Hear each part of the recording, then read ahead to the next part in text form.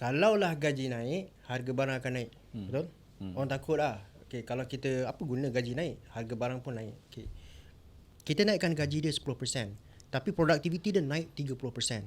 Tak ada masalah untuk kita bagi dia gaji lebih, tapi kita tak payah pun pindahkan kepada harga barang akhir. Kalaulah dia paksa majikan ataupun syarikat naikkan gaji dalam satu keadaan di mana memang syarikat tak mampu, tak ada point juga. Kita tak boleh cakap semua orang akan suka dengan 1,700 tak boleh. Tapi based on kemampuan majikan dan juga berapakah jumlah minima yang pekerja boleh terima di tahap itulah 1,700. Tapi kita kena faham satu benda lah. Sebenarnya dia yang tak nak terima. Dia tak nak terima tu saya tak pasti sebab apa. Mungkin ada dia punya pemikiran politik dia, fahaman Penonton tu lah tak nak terima. Penonton tu tak nak terima apa yang cuba disampaikan. Sebab bagi saya zaman sekarang adalah zaman yang sangat senang nak dapat informasi. Melalui hujung jari je. Tapi persoalannya, dengan dalam banyak pilihan ni, manakah satu media yang akan kekal relevan? Relevan ni maksudnya dia akan boleh stay dekat situ, dia akan boleh bersaing dan dia akan terus wujud. Kan sebab tu video pendek laku. Sebab tu TikTok boleh tolak dia punya algoritma ke atas. Sebab dia tahu bahawa trend orang menonton video pendek ni, kerajaan tidak boleh membetulkan segala-galanya. Kalau kita fikir bahawa kerajaan boleh mempengaruhi segenap perkara dalam hidup kita, salah. Inflation melebihi 100% ni Tinggi. seolah-olah hari ni nasi lemak harga dia RM5, minggu depan harga nasi lemak dah bertukar jadi RM15, RM50. Wow. Setiap minggu dia akan berubah. Itu keadaan hyperinflation. Hyperinflation di mana duit macam dah tak ada nilai. Value lah Dah maksudnya. tak ada value.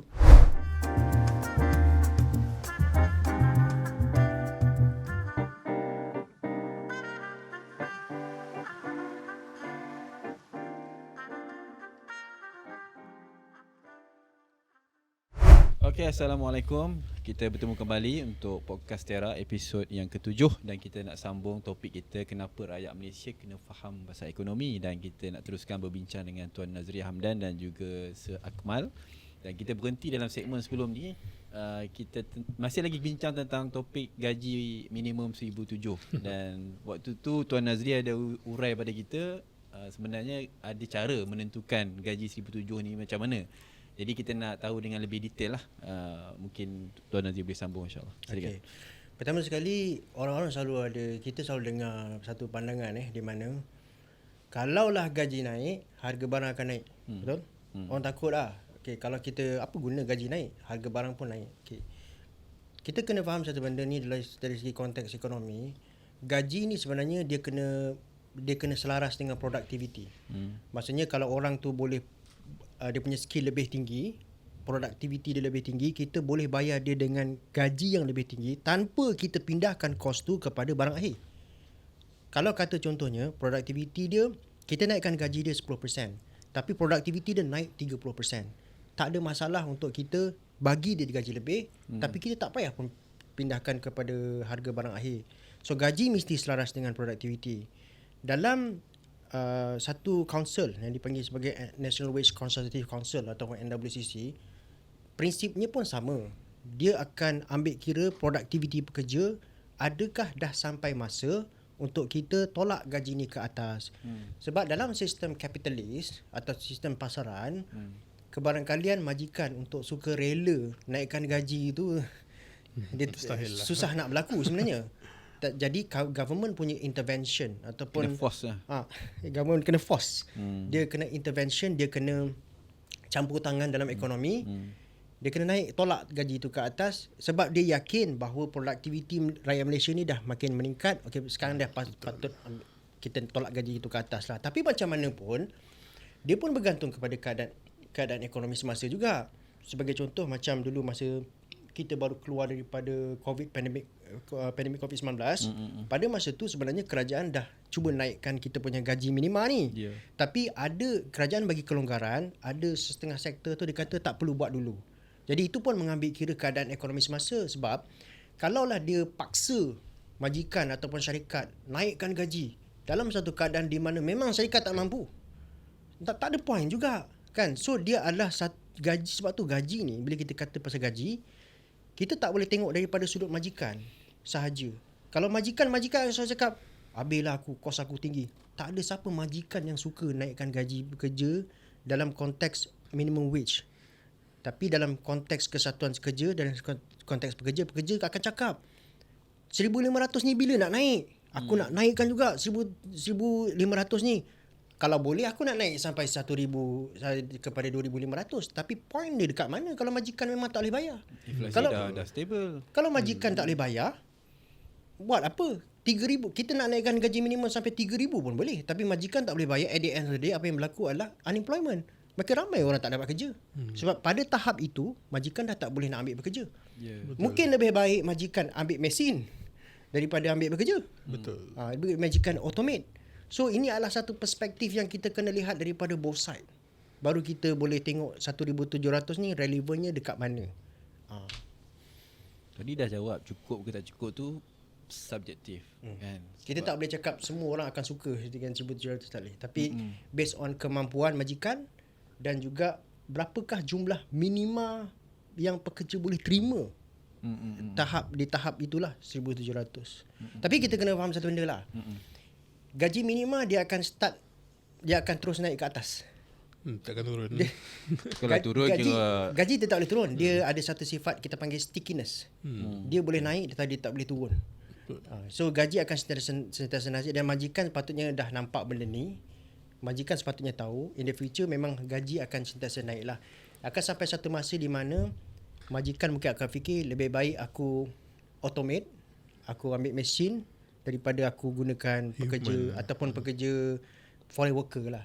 Tapi bajet baru ni seolah-olah macam enforcement tu macam betul-betul nak buat lah. Macam bukannya selected sector Dia semua kan. Dia akan buat. Sampai pekerja asing pun nak dibagi yang sama juga. Itu memang kena bagilah sebab hak kesamarataan kan. Kemudian peniaga kecil kan, dia bagi tempoh sikit 6 bulan punya tempoh kan. So kita yang biasa akan mula 1 Februari katanya. Jadi seolah macam kerajaan dah macam tak nak bagi kata dua kepada majikan. You kena follow apa yang kami tetapkan. Betul. Sebenarnya majikan tak boleh lari daripada benda ni. Tak boleh lari. Dia kena buat. Tapi saya rasa ni pun satu message juga yang cuba kerajaan bagi kepada majikan yang masih lagi bergantung kepada pekerja-pekerja asing. So maksudnya kalau kata majikan, the government is trying to pekerja asing pun sekarang kena carum EPF juga ni dalam bajet kan. So itu involve cost kepada majikan juga. Majikan kena ada bahagian dia.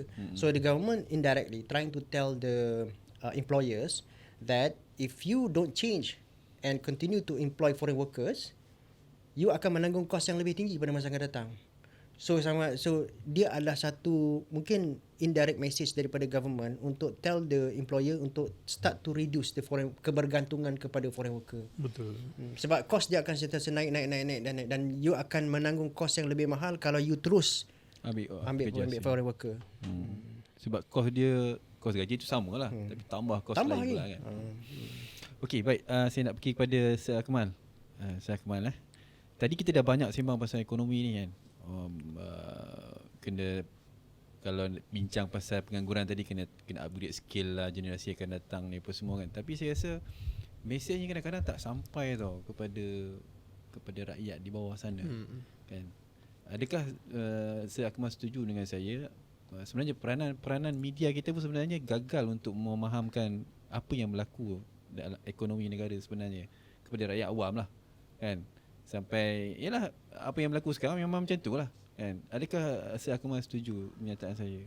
Saya tak setuju. Oh, tak setuju. Okay. Sebenarnya bagi saya sampai peranan media secara amnya macam-macam jenis media sekarang. Kita tengok melalui televisyen, pilihan banyak. Kita tengok melalui influencer. Jadi bagi saya kalau yang tak sampai tu sebenarnya dia yang tak nak terima. Dia tak nak terima tu saya tak pasti sebab apa. Mungkin ada dia punya pemikiran politik dia, fahaman penonton tu lah tak nak terima. Penonton tu tak nak terima apa yang cuba disampaikan. Sebab bagi saya zaman sekarang adalah zaman yang sangat senang nak dapat informasi. Melalui hujung jari je. Semua benda boleh dapat. Jadi informasi tu sangat mudah. Bukan sebab dia bagi dia terlalu rumit nak faham. Lepas tu dia pun skip. nak faham dari segi technical ekonomi, itu saya bersetuju.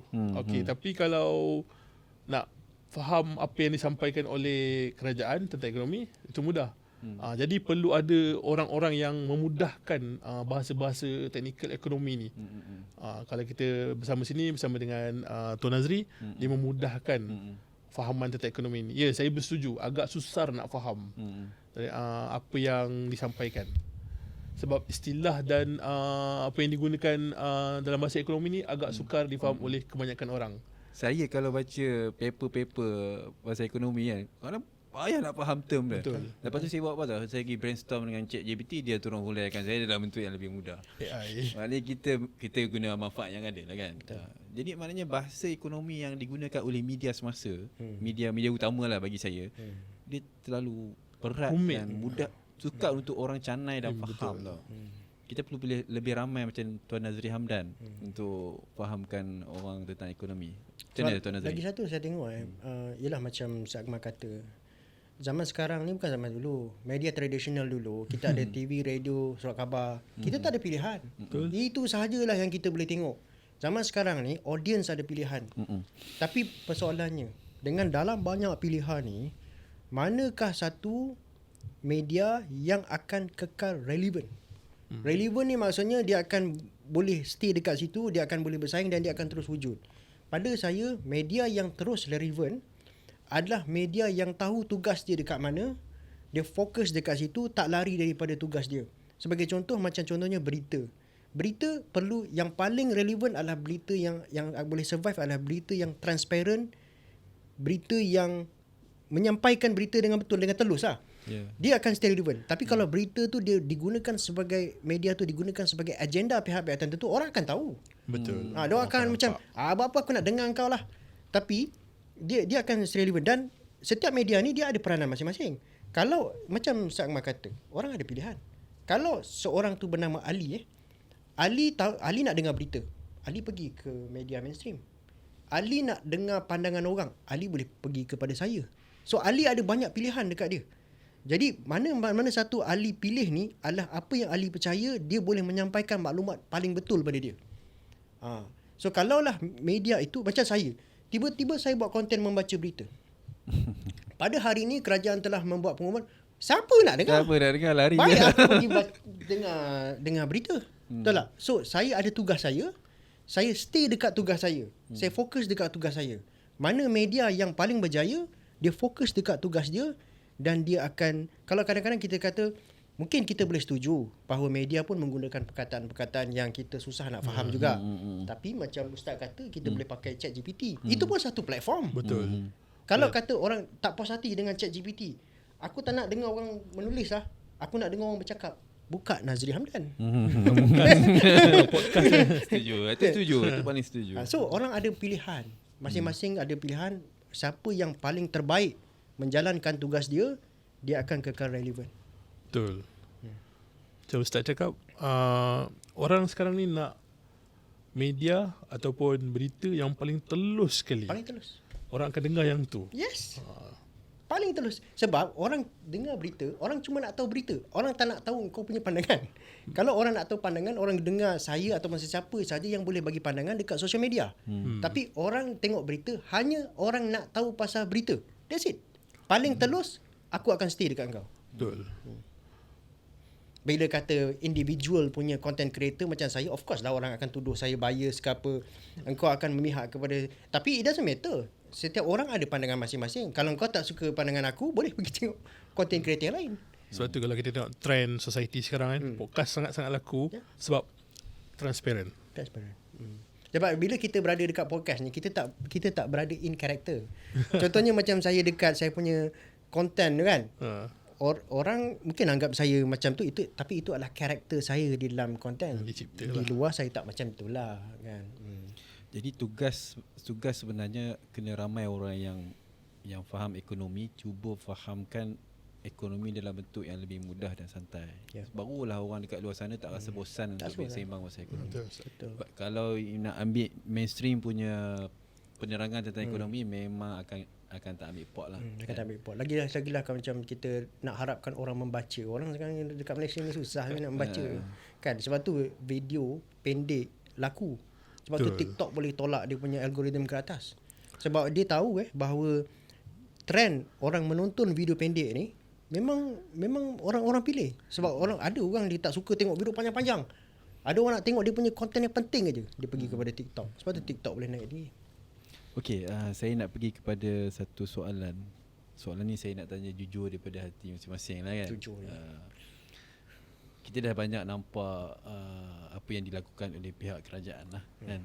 Kalau saya boleh tanya satu soalan ya atau tidak kepada Tuan Nazri Hamdan, adakah ekonomi Malaysia kita sekarang ni berada dalam keadaan yang on track dan nak pergi ke level yang makin bagus ataupun dia masih lagi indah khabar dari rupa? Ya. Pertama sekali kita kena faham satu benda sebelum saya jawab ya atau tak. Kerajaan tidak boleh membetulkan segala-galanya. Okay. Kalau kita fikir bahawa kerajaan boleh mempengaruhi segenap perkara dalam hidup kita, salah. Kerajaan tak boleh nak ubah diri kita. Kerajaan hanya bertugas untuk melaksanakan dasar yang betul, itu sahaja. So bila saya mengulas dan juga saya buat konten dalam ekonomi, saya melihat kepada dasar. Saya tak ada masalah parti politik mana pun yang memerintah, as long as you buat dasar yang saya fikir betul, saya akan cakap betul lah. So dalam keadaan sekarang ni, dasar-dasar yang dilaksanakan oleh kerajaan, apa yang saya nampak menyokong kepada pertumbuhan ekonomi. Of course ada certain dasar tu yang agak kontroversial. Contohnya macam dasar gaji minima. Dasar gaji minima ni orang kata dia akan mengekang pertumbuhan SME sebab SME akan terbeban dan sebagainya. Tapi kalau kita tak nak naikkan gaji minima tu, pekerja akan menekan kerajaan. Akan cakap apa benda ni, kerajaan tak buat apa. So kerajaan terpaksa ambil jalan tengah untuk sama ada suka atau tidak buat benda itulah. Tapi apa yang lebih penting sekali secara makro, apa yang saya nampak kerajaan pada hari ini buat setakat inilah. Saya tak tahu dia akan buat 2-3 tahun lagi. Setakat ini saya rasa apa yang dia orang buat tu menyokong kita punya ekonomi. Dan on track lah. On track lah, insyaAllah. Rasa Akmal? Saya jawab sebagai rakyat biasa. Okey, kita boleh hidup, boleh bekerja. Memang boleh hidup. Maksudnya tak ada berlaku seperti luar negara, sebagainya. Okey, bagi peluang kepada, maknanya tak ada rasa, ialah sebab netizen dekat luar ada yang tak setuju kan, ada yang kata sebaliknya dan sebagainya. Kena ambil peluang lah bagi saya. Kena pandai cari peluang lah. Lagi satu kerajaan kalau dia nak sukakan, dia nak buat semua orang happy boleh. Dia buat je dasar-dasar yang orang cakap tu populis, yang menyebabkan orang boleh sokong dia, sayang dia, julang dia. Okay. Tapi benda itu akan memberikan impak kepada ekonomi dalam jangka masa panjang. Saya bagi contoh lah macam Turki. Pada masa kempen pilihan raya Presiden Tayyip Erdogan, apa dia buat? Dia pada masa tu inflation dia dah start naik. Tapi apa dia buat? Dia tak naikkan kadar faedah. Dia makin turunkan kadar faedah. Sebab dia tahu kalau dia naikkan kadar faedah dalam keadaan tu, mungkin orang tak akan pilih dia. Kan? So, benda-benda itu dah melanggar prinsip asas ekonomi dah. Sepatutnya orang suka. Ya, betul. Orang suka. Tapi secara jangka panjang dia akan membahayakan ekonomi dia. Macam juga Argentina, Venezuela. Satu ketika dulu adalah sebuah negara yang macam kita. Kan? Tapi kenapa keadaan dia orang hyperinflation? Dia orang punya inflation melebihi 100%. Inflation melebihi 100% ni Tinggi. seolah-olah hari ni nasi lemak harga dia RM5. Minggu depan harga nasi lemak dah bertukar jadi RM15, RM50. Wow. Setiap minggu dia akan berubah. Itu keadaan hyperinflation. Hyperinflation di mana duit macam dah tak ada nilai. Value lah Dah tak maksudnya. ada value. Okey. Kerajaan boleh tabur duit. Orang cakap cetak duit. Cetak duit. Tabur duit. Suka tak kita? Suka. Ekonomi akan rosak pada masa akan datang.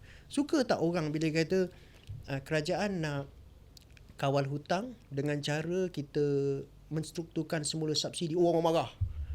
Marah orang. Kenapa kau tarik subsidi kepada aku? Tapi kalau dia tak buat macam itu, generasi akan datang akan merana. Kita punya subsidi, total cost kepada perbelanjaan kerajaan dah sekitar 80 bilion. Kalau kata kita tak kawal subsidi ni, dia boleh senang-senang pergi 100 bilion satu tahun. Dia akan naik lagi. Ya. perbelanjaan kerajaan akan tertekan. Pada masa yang sama, 1 tahun kerajaan cuma belanja lebih kurang 80-90 bilion saja untuk perbelanjaan pembangunan. Bayangkan kita mensubsidi lagi besar daripada perbelanjaan pembangunan kita. Habislah negara Macam kita. mana kita nak buat yang lain-lain Kita tu? tak boleh buat infrastruktur. Sebab bajet ni, you besarkan subsidi, perbelanjaan pembangunan kena diturunkan. Jadi kita tak boleh buat sekolah, kita tak boleh buat jalan raya, hospital dan sebagainya. Duit subsidi adalah duit yang akan lupus. Perbelanjaan pembangunan adalah duit yang akan create value pada masa akan datang. Subsidi dia guna sekali habis. Ya. So macam gitulah. Okey, banyaklah kita bincang pasal ekonomi ni. Tak cukup sebenarnya nak sembang pasal ekonomi kan. Kalau nak sembang ni kena 2-3 hari. Ya, Baru dah sedap sembang kan. Tapi sebenarnya Tuan Nazri pun dah buat macam usaha untuk mendidik masyarakat. Saya segi nak menyediakan tentang ekonomi. Kalau saya boleh ceritakan kepada tuan-tuan dan puan-puan, Tuan Nazri ada buat buku kan. Ya. Buku Tuan Nazri yang bersama dengan Galeri Ilmu, Kuasai Ekonomi. Dan Kuasai Ekonomi ni kuasa dalam tangan. Ni buku pertama Tuan Nazri kan. Buku pertama. Buku Ada kisah juga sikit Ustaz. Nak dengar tak? Boleh. Sebenarnya buku tu saya dah karang agak lama. Saya tercari-cari siapalah publisher yang sudi untuk buku saya. Benar. Saya cuba cakap dengan ni, ni tak nak. Tapi bila Galeri Ilmu bagi saya peluang. Ya. Saya anggap ni satu peluang yang sangat besar kepada saya. Okay, saya sangat hargai benda tu sebab tak ada siapa pun yang sudi keluarkan buku saya. Galeri Ilmu adalah yang pertama. Jadi saya ambil bahagian ni pun saya ambil kesempatan ni untuk ucap terima kasih kepada Galeri Ilmu dan saya sangat hargai. Dan terkeluarlah buku saya tu yang pertama dalam pasaran. InsyaAllah kalau kata ada sokongan saya boleh keluarkan lagi satu buku lah.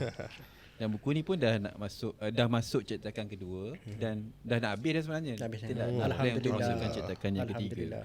Dan saya difahamkan Tuan Nazri pun sedang tulis buku yang kedua untuk mencerahkan rakyat Malaysia tentang ekonomi dalam bentuk gaya yang lebih santai. Jadi itu usaha Tuan Nazri.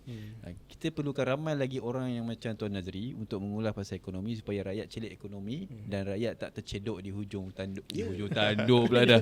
Di hujung terowong ke apa semualah kan. Sebab kalau kita bincang daripada awal sampai habis tadi, orang yang bijak membaca ekonomi, dia bijak membaca peluang dan dia bijak untuk mencipta masa depan yang lebih baik. Jadi kalau orang yang tak buat benda tu, dia akan berada dalam takuk yang sama. Kalau dia orang pergi masuk lubang, dia pun masuk lubang. Jadi pentingnya kita ni kena faham ekonomi. Betul lah Saya Akmal? Betul. Betul Ustaz. So Saya Akmal ni seorang cikgu. Saya kena tanya dia dulu. Kalau dia kata betul, kira semua betul. Sebab dia cikgu. Okey tuan-tuan dan puan-puan, kita sebenarnya dah berada di penghujung. Cuma saya nak minta seminit dua lah daripada Tuan Nazri dan juga Tuan Sir Akmal. Mungkin ada nasihat-nasihat yang akhir lah tentang kepada rakyat Malaysia tentang kepentingannya memahami ekonomi supaya kita menjadi rakyat lebih cerdik lah. Mungkin ada nasihat. Baik, pertama sekali apa yang saya cuba buat ni adalah saya cuba mendidik masyarakat. Sebab apa? Saya nampak kepentingan di mana kalau kata ramai di kalangan kita sebenarnya sama ada kita sedar atau tidak telah terperangkap. Terperangkap ni bukan terperangkap akibat daripada orang lain, terperangkap akibat daripada keputusan kita sendiri. Sebab kita tak dapat membaca keadaan ekonomi dan juga kita selalu fikir ekonomi itu akan sentiasa baik-baik belaka. Jadi kalau kita ada kesedaran macam tu, kita boleh gunakan untuk perancangan kewangan kita sendiri supaya kita tidaklah tersilap langkah dan akhirnya akan memerangkap diri kita sendiri. Jadi of course ada orang akan setuju dengan saya, ada orang akan suka dengan saya, ada orang tak. Tapi itu bukan masalah bagi saya. Saya telah cuba membuat yang terbaik untuk menyampaikan kepada masyarakat dekat luar sana, terpulang kepada mereka untuk menghakimi saya. Tapi apa sahaja kritikan saya terima, bagi diri saya akan cuba terus buat yang terbaik dan saya akan sentiasa memperbaiki di mana kelemahan-kelemahan saya. Terima kasih juga kepada Galeri Ilmu kerana sudi menjemput saya sebagai tetamu dalam podcast yang sangat bermakna ni. Terima kasih.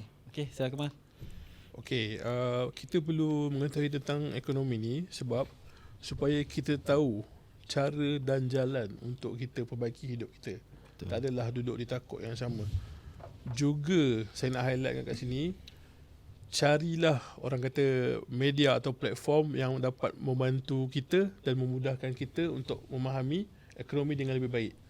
Contoh ketika podcast ini atau buku-buku yang diterbitkan di Galeri Ilmu, kita boleh dapatkan. Sebenarnya tak susah pun. Jadi kalau untuk saya lebih kepada generasi yang sekarang ni, tak ada alasan pun sebenarnya untuk kita tak faham atau tak tahu apa benda. Kita boleh cari di mana-mana saja. Betul. Cari orang yang tepat yang dah boleh memahamkan kita. Jadi kalau kita dapat benda ni, kita ada jalannya, insya-Allah kita boleh survive. Saya juga merakamkan terima kasih kepada Galeri Ilmu Ya, sama. sebab sudi invite saya ke dalam podcast ni. Jumpa dengan Tuan Nazri dan Ustaz. Jadi itulah dia. Perlu cari di platform yang tepat orang yang tepat. Betul. Dan terima kasih kepada Nazri Hamdan dan juga Akmal atas kesudian ke podcast Tera dan bersama dengan penonton sepanjang kita berbahas tentang kenapa rakyat Malaysia kena faham ekonomi. Dan paling penting tuan-tuan, nak faham pasal ekonomi, saya sangat suggestkan kena baca buku ini. Terima kasih. Tak nak beli dekat mana? Carilah dekat social media, type je tajuk buku ni. Kuasai Keluar ekonomi, kuasa dalam tangan. Confirm keluar punya kan. Type kat Google, kat TikTok, semua akan keluar. Sebab buku ni dah dibiliki oleh ramai orang dan dah banyak review-review yang best yang kata buku ni mudah faham. Hatta saya difahamkan budak tingkatan 6 ambil STPM pun katanya dah belajar daripada buku ni. Boleh Baca. guna. Betul. Budak-budak sekolah ambil buku ni, jadikan buku teks kat sekolah tu. Cadangkan kat cikgu. Mana tahu boleh jadikan silibus, insya-Allah. Jadi jangan lupa teruskan menyokong kami dalam menyediakan konten-konten podcast yang menarik untuk mencelekkan masyarakat Malaysia. Assalamualaikum warahmatullahi wabarakatuh.